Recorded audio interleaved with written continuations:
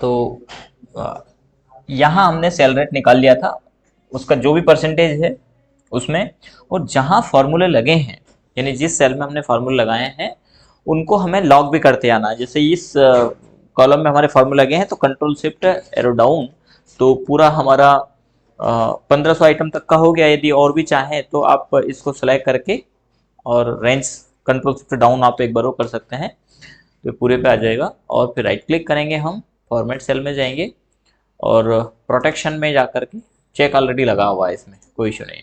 तो फिर हम यहाँ इस कॉलम में प्रॉफिट वाले कॉलम को हम सेलेक्ट करेंगे और राइट क्लिक करेंगे, फॉर्मेट सेल में जाएंगे, प्रोटेक्शन में ये अनचेक है, तो यदि आपके इसमें चेक आ रहे हो तो आप इसको अनचेक कर देना, क्योंकि जब हम इस सीट को प्रोटेक्ट कर देंगे तो जिसको हमने यूज़ करने के लिए इसको दिया है, जहां हम देंगे वो इसमें कोई वैल्यू नहीं डाल पाएंगे यदि वो लॉक है तो। क्योंकि यदि हम लॉक नहीं करेंगे तो फार्मूले को एडिट कर देंगे और फार्मूला एडिट हो जाएगा तो फिर ऑटोमेटिक कैलकुलेशन नहीं होगा। तो जिन सेल में आप हम एडिट किस में देना चाहते हैं, तो यहाँ हम इन सेल में एडिट देना चाहते हैं, एक तो नेम, क्वांटिटी, रेट, ठीक है। तो इसको भी हम सिलेक्ट करेंगे, control shift down, right click करेंगे और फॉर्मेट सेल में जाएंगे। ये अनप्रोटेक्ट है, ठीक है ना, लॉक नहीं है यानी, तो ये अनप्रोटेक्ट ही कहलाएगा। इसके अलावा यहाँ पर जीएसटी यदि है उस पर, तो जीएसटी का परसेंटेज कितना परसेंट जीएसटी उस आइटम पर है, तो ये भी हमारा क्या रहेगा, अनप्रोटेक्ट। तो हम देख लेते हैं, राइट क्लिक करेंगे, फॉर्मेट सेल में जाएंगे, ये भी अनप्रोटेक्ट ऑलरेडी है ही। तो आपको भी क्या करना है किट को, क्योंकि यहाँ परसेंटेज ये भी हम डालेंगे और जीएसटी का परसेंटेज है ये भी हम डालेंगे, क्योंकि किसी आइटम पर कम ज़्यादा हो सकता है। हालांकि इलेक्ट्रॉनिक पर अधिकतर लगभग सब 18% का मामला है, लेकिन कुछ लग्जरी आइटम्स हैं इस प्रकार के, तो वहाँ पर फिर 28% का रेशो आएगा और उस पर जो भी लगता है वो हमें देना है। तो वो हमें कैसे पता चलेगा, तो जब हम परचेज करके लेके आएंगे तो उस पर ऑलरेडी जीएसटी होगा ही होगा, ठीक है। या जीएसटी की साइट पे जाकर के भी हम एचएसएन कोड से भी देख सकते हैं।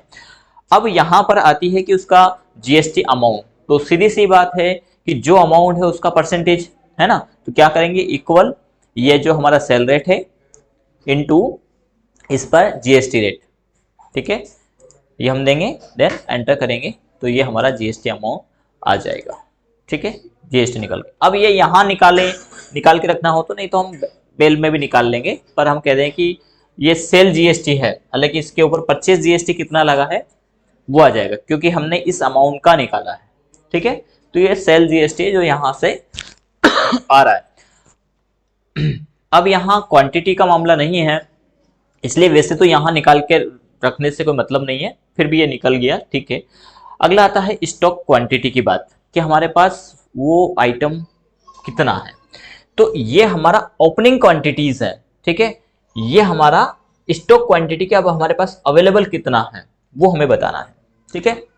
चलिए, तो जो हमने बिल तैयार किया सेल्स का, सेम इसकी आप कॉपी करिएगा, इस सीट की राइट क्लिक करके कॉपी कर लेना है। राइट क्लिक किया और मूव और कॉपी पे गए, यहाँ पर क्रिएट ए कॉपी और बिल को सिलेक्ट करके ओके कर देना, ठीक है। हमारे पास ऑलरेडी है और उसको हम कहेंगे परचेज बिल। ये सेम सेल बिल के जैसा, इसमें नाम वगैरह हमने नहीं दिया क्योंकि हम कहाँ से परचेज कर रहे हैं उसका हम बस जिक्र कर देंगे, ठीक है। और ये बिल हमारा सेम एज इट इज ही है, लेकिन इसके पहले चलिए इसको छोड़ देते हैं, अभी हम वही करेक्शन इस पे कर लेंगे। यहीं बिल पे जाते हैं, पहले इसमें जीएसटी का स्लैब रेट देख लेते हैं और फिर इसी की कॉपी हम करेंगे। यहाँ पर सबसे पहले तो जीएसटी जो हमारा निकलता है वो अलग अलग आइटम पर अलग अलग परसेंटेज है। इफ जीएसटी यदि है तो उसका परसेंटेज हम यहाँ डाल देंगे, जैसे 18%। तो इस कॉलम को भी क्या करना है, यहाँ से सिलेक्ट करना है, ये हमने सेलेक्ट किया और इसमें आप परसेंटेज लगा दीजिएगा। जब आप परसेंटेज को क्लिक कर देंगे तो ये बाय डिफॉल्ट परसेंटेज में जाएगा और यहाँ पर जैसे हमने 18 टाइप किया तो 18% आ गया है। तो सिलेक्ट करके फिर यहाँ से हम परसेंटेज को लागू कर देंगे, तो जितना भी होगा वो परसेंटेज में आएगा। अब यहाँ पर किसके ऊपर परसेंटेज आ रहा है, तो हमारा जो अमाउंट है डिस्काउंट के बाद उसके ऊपर जीएसटी निकालेंगे। तो हम इसमें थोड़ा सा हेर फेर भी कर सकते हैं कि डिस्काउंट हम पहले ले लें फिर जीएसटी ले लें, ये ज़्यादा ठीक रहेगा। तो यहाँ पर हम ले लेते हैं डिस्काउंट और यहाँ ले लेते हैं जीएसटी परसेंट, ठीक है। और अब हमें इसको फिर चेंज करना पड़ेगा क्योंकि यहाँ ऑलरेडी परसेंटेज लगा हुआ है, तो हम इसको सिलेक्ट करेंगे और परसेंट को हटा देंगे। इसको कर देंगे हम जनरल या नंबर। नंबर करने के बाद आप इसको 0 कर दीजिए। ठीक है। और इसमें परसेंटेज है तो हम इसको सिलेक्ट करेंगे और इसमें हम परसेंटेज लगा सकते हैं। तो जीएसटी का परसेंटेज यहां आ जाएगा। इसके बाद आता है अमाउंट। इसमें डेट थोड़ा छोटा हो गया है, इसका कोई दूसरा ऑप्शन निकालें। यदि इस प्रकार से डेट मिक्स हो जाए तो आप यहाँ पे वार्पिंग ऑप्शन भी है, इसको भी यूज कर सकते हैं और थोड़ा फ़ॉन्ट साइज कम कर सकते हैं। ऑलरेडी कम ही है, 6 कर दिया हमने ताकि ये छोटे उसमें आ जाए, क्योंकि परसेंटेज हमें याद देना। और शायद इसीलिए हमने डिस्काउंट और परसेंटेज इधर किया था। फिलहाल के लिए ये ऑप्शन भी है कि हम इसका फ़ॉन्ट साइज थोड़ा सा छोटा कर दें, हालांकि छोटा करने से कोई फायदा नहीं है। यहाँ आता है अमाउंट। इसको भी सही तरीके से तो हमारा अमाउंट यहाँ आना चाहिए, फिर डिस्काउंट के बाद अमाउंट, फिर जीएसटी परसेंट और जीएसटी रेट, ये ज़्यादा ठीक रहेगा। तो यहाँ हम अमाउंट निकाल लेते हैं।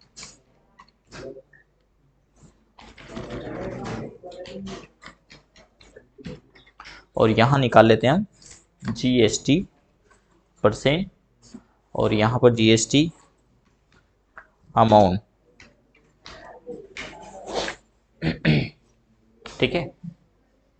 फिर से हमें इसको सिलेक्ट करना पड़ेगा और इसकी वैल्यू को जनरल करना पड़ेगा।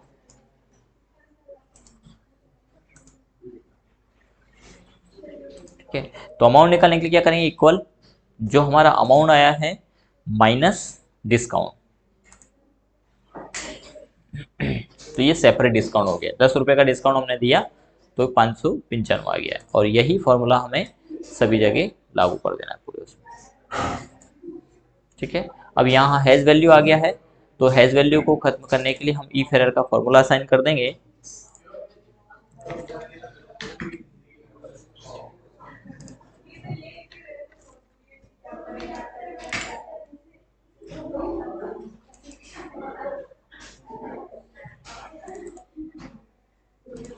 यहाँ जीएसटी का परसेंटेज, तो अब हम यहाँ पर परसेंटेज डाल देते हैं।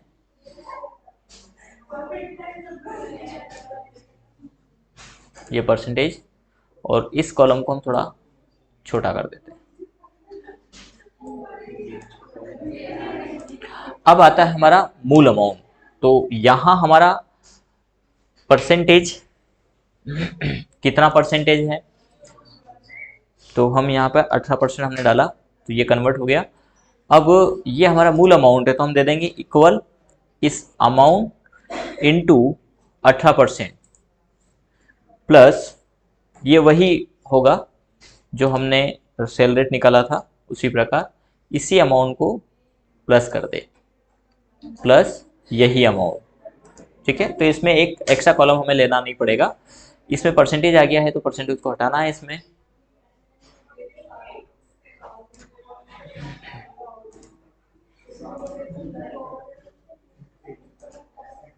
पॉइंट में वैल्यू देना चाहे तो दे सकते हैं, क्योंकि वैल्यू में परसेंटेज है तो हो सकता है कि वैल्यू में आए, पॉइंट में आए, है ना। तो ये हम कर देंगे। ठीक है। तो जितना भी अमाउंट यहाँ पर होगा, जैसे यहाँ पर क्वांटिटी 1 पीस है, बाहर बातें नहीं, आप लोगों की बातें नहीं, जरा सी क्लास रिकॉर्ड होगी।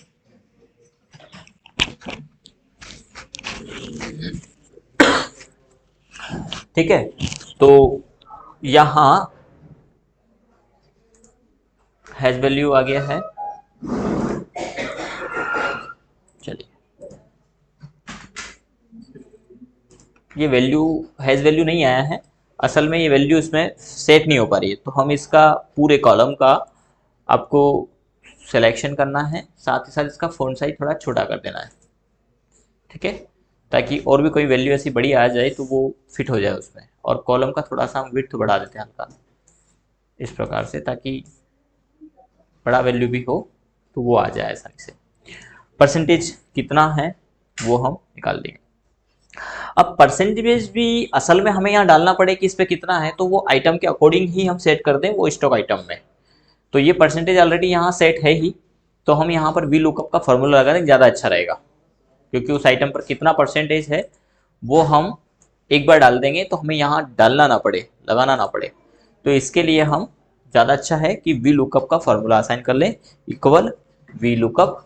लुकअप वैल्यू होगी हमारी ये, कॉमा टेबल अरे, या फिर ज़्यादा अच्छा है कि कॉपी पेस्ट कर दें हम ना लगाते हुए। यहाँ ऑलरेडी हमारा लुकअप लगा हुआ है, पूरा ई फेरर भी लगा हुआ है। कॉपी करेंगे यहाँ,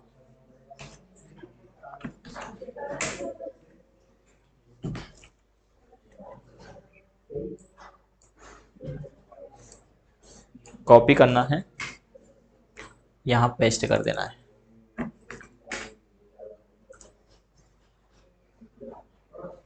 और इसको पूरे सीट में लागू कर देना, ठीक है। साथ ही साथ इसका कॉलम इंडेक्स नंबर कौन सा है, तो 1 2 3 4 5 6 7, तो हम यहाँ पर डाल देंगे कॉलम इंडेक्स नंबर 7। अच्छा 6 5 7 ही डालना, ये आ गया है परसेंटेज, ठीक है। तो पूरे इसमें परसेंटेज आ जाएगा। इसका भी फ़ॉन्ट साइज थोड़ा छोटा कर देंगे हम, बोल्ड अवश्य कर दें आप, बोल्ड नहीं हो तो, ठीक है। और अब यहाँ पर हमने ये फार्मूला लगाया तो इसको हम पूरे पर लागू कर देंगे। यहाँ हैश वैल्यू आ गया है, तो इसमें हम लगा देंगे इफ एरर,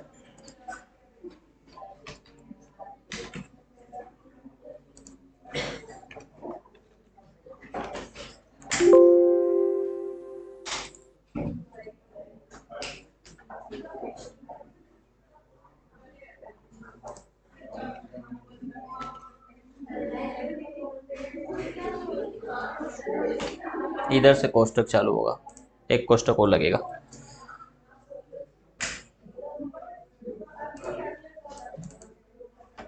ठीक है, तो यहाँ पर क्वांटिटी भी हमारा डल रहा है, अमाउंट ऑटोमेटिक आ रहा है, जहाँ डिस्काउंट है वहाँ डिस्काउंट आ रहा है। यदि हम डिस्काउंट देंगे तो ये अमाउंट ऑटोमेटिक ही कम हो जा रहा है, और जीएसटी रेट ऑटोमेटिक यहाँ पर आ रहा है।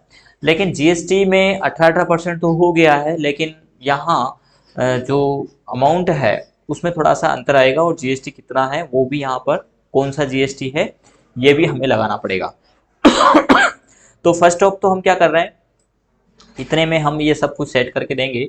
तो इसका जो बॉर्डर है उसको हम 9 बॉर्डर कर लेते हैं, और इसका कलर भी फिलहाल के लिए कोई भी कलर हम सेट कर लेते हैं,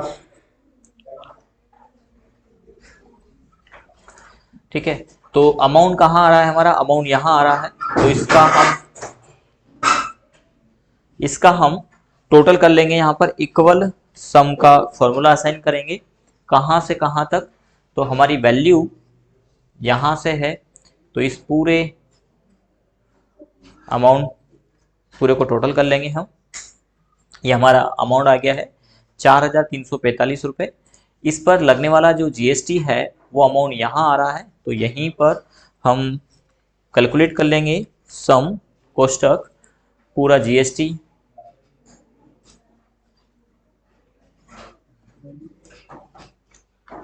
ये हमारा जीएसटी आ गया है। अब आगे जो बात आती है वो है हमारा जीएसटी कौन सा लागू हुआ है, वो भी हमें यहाँ पर देना है, सीजीएसटी, एसजीएसटी और आईजीएसटी, सीजीएसटी, एसजीएसटी। तो पहले सबसे पहले हम आईजीएसटी निकाल लेते हैं, आईजीएसटी, फिर सीजीएसटी और एसजीएसटी, ठीक है। अब यदि अदर स्टेट है तो यहाँ पर हम चाहेंगे कि आईजीएसटी कैलकुलेट होकर के आए, और यदि सेम स्टेट है तो यहाँ पर सीजीएसटी और एसजीएसटी आए, ठीक है ना। तो सीजीएसटी एसजीएसटी किसका, तो जो भी हमारा जीएसटी आया है उसका 50%, तो हम देंगे ये अमाउंट डिवाइड बाय 2, तो ये उसका आधा हो गया है। इसी प्रकार इक्वल ये अमाउंट डिवाइड बाय 2, ठीक है ना।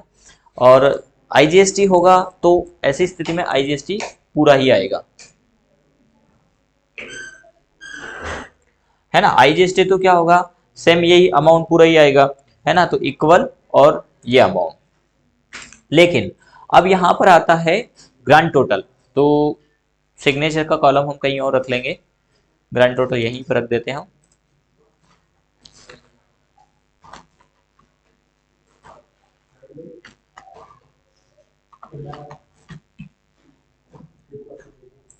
इसको हम अलाइन सेंटर कर देते हैं।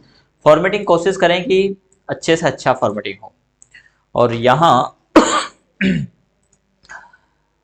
चाहे तो हमारा एक रो ऊपर भी है हमारे पास, तो हम इस रो का यूटिलाइज कर सकते हैं। यहाँ पर 40 आइटम हो जाएंगे, 41 वाला आ रहा है, पर पूरा फॉर्मेटिंग ही हमें चेंज करना पड़ेगा। चलिए फिलहाल के लिए यहाँ टोटल करेंगे, तो इक्वल सम कोष्टक कहाँ से कहाँ तक, तो ये पूरा ही हमें टोटल करना है, लेकिन इसमें से टैक्स का स्लैब हमें हटाना है।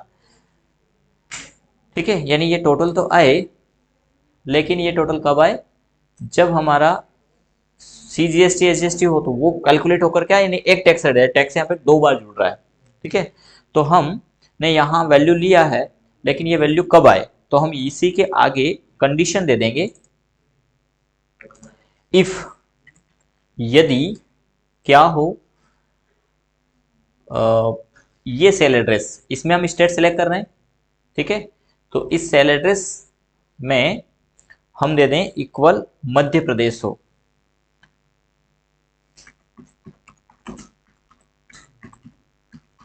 है ना।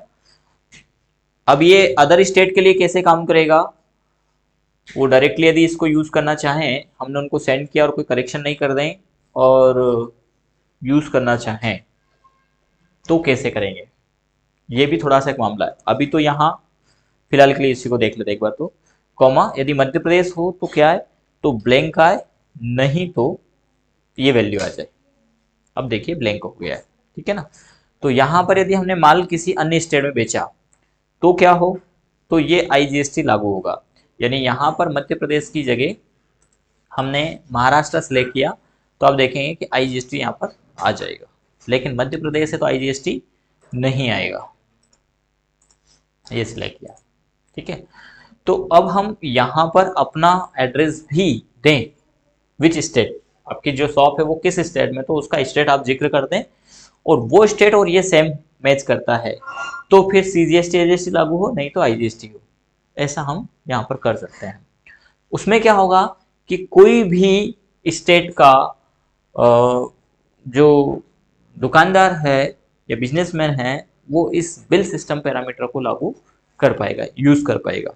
ठीक है, ये रहेगा। अभी क्या है कि अभी हमें एडिट करना पड़ेगा, फंक्शनलिटी में एडिट करेंगे, पर हम चाहते हैं इस प्रकार का कि हमने इसको बनाया और उनको दिया तो सीधे अपना शॉप का नाम डाले, अपना स्टेट डाले और बिल फॉर्मेट तैयार हो जाए, बिल तैयार हो जाए। ये तो यहां पर वो कैसे यूज करेंगे, उसके लिए हमें इनको अनप्रोटेक्ट कर देंगे हम, इस एड्रेस को और इस पूरे पैरामीटर को। इसको हम सिलेक्ट करेंगे, राइट क्लिक करेंगे, गलत राइट क्लिक हो गया, इसको पूरे को हम सिलेक्ट करेंगे, राइट क्लिक करेंगे, फॉर्मेट सेल में जाएंगे और ये चेक हम हटा देंगे।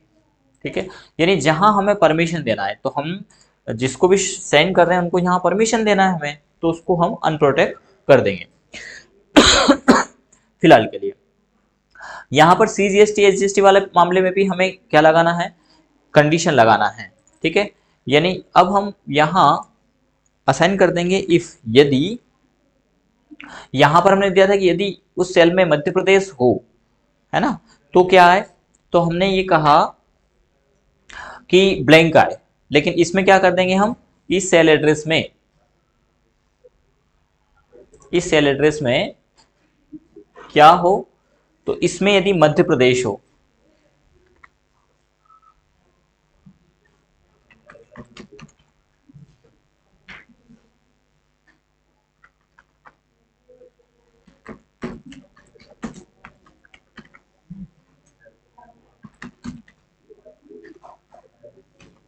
मध्य प्रदेश हो तो ये वैल्यू आए, नहीं तो ब्लैंक आए, कॉमा ब्लैंक आए।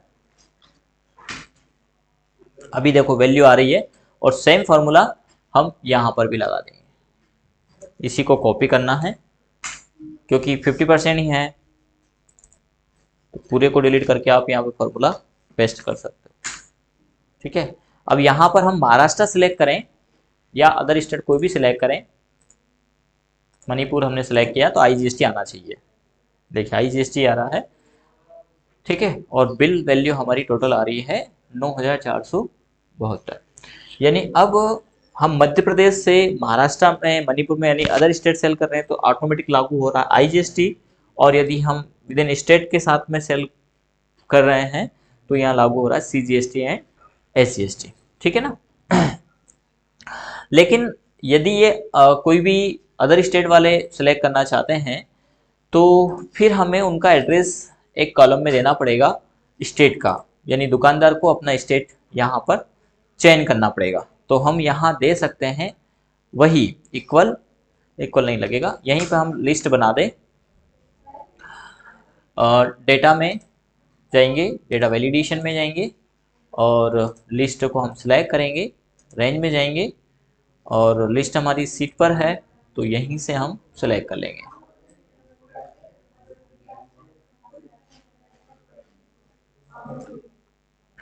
क्लिक करेंगे देन ओके करेंगे तो लिस्ट आ गया है।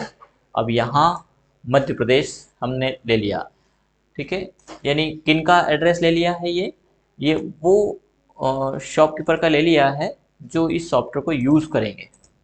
ठीक है, यानी वो अपना स्टेट यहाँ पर सिलेक्ट करेंगे। तो यहाँ की अपेक्षा ज़्यादा अच्छा रहता है यदि हम एड्रेस यहाँ पर, ये कॉलम छोटे हैं इसमें, यहाँ डाल देते हैं ऊपर।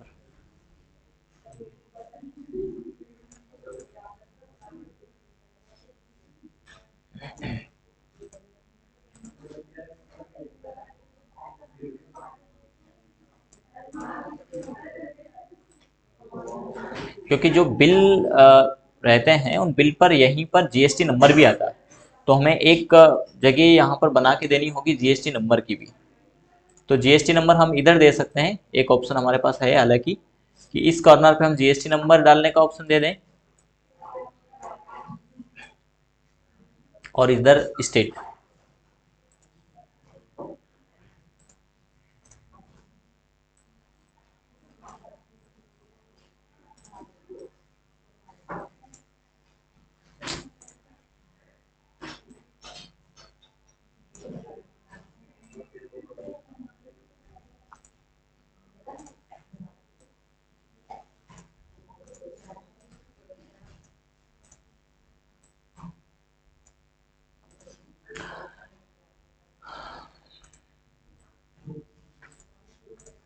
तो ये उनका स्टेट हो जाएगा, यानी लिस्ट दे दी कि जो भी स्टेट वाले यूज करना चाहे वो अपना स्टेट डाले।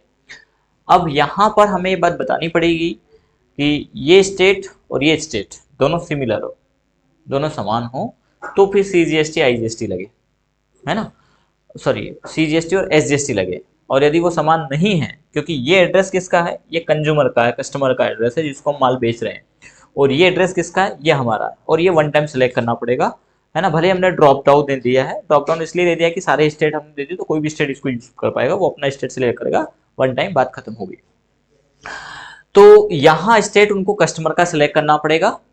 ऐसी स्थिति में हम यहाँ पर कंडीशन लगा दें, और वो कोई भी हो सकता है, अभी हम मध्य प्रदेश के आधार पर लेकर के चलें।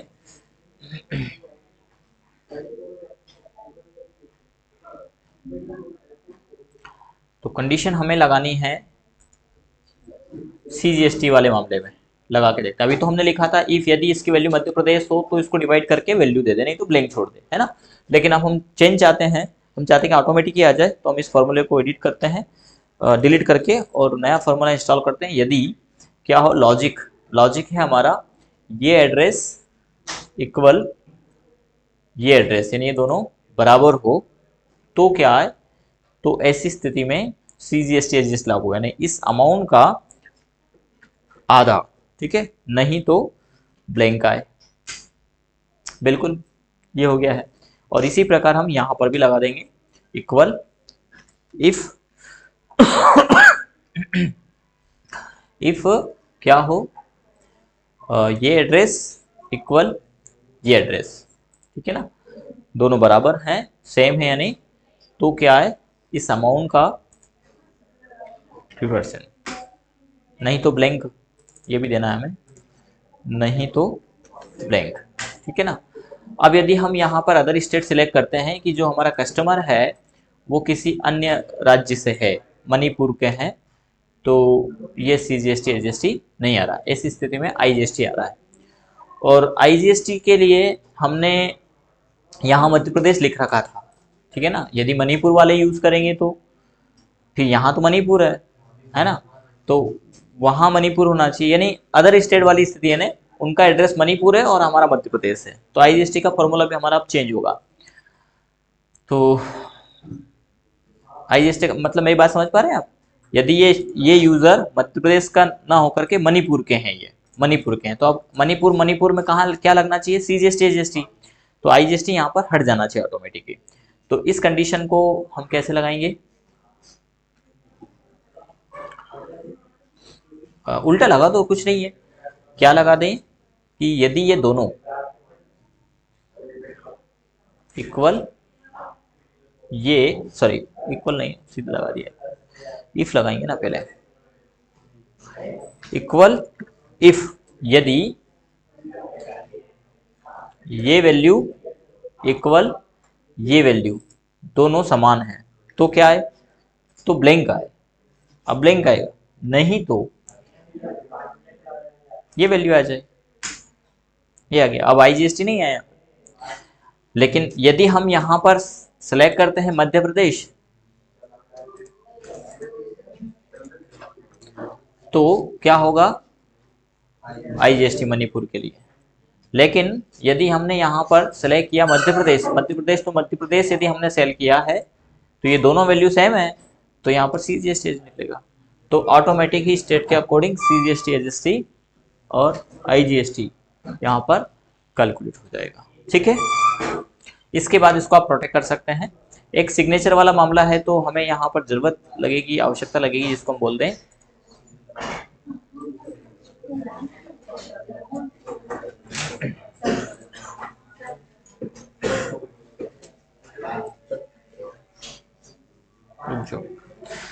पहले थोड़ी सी फॉर्मेटिंग कर देते हैं।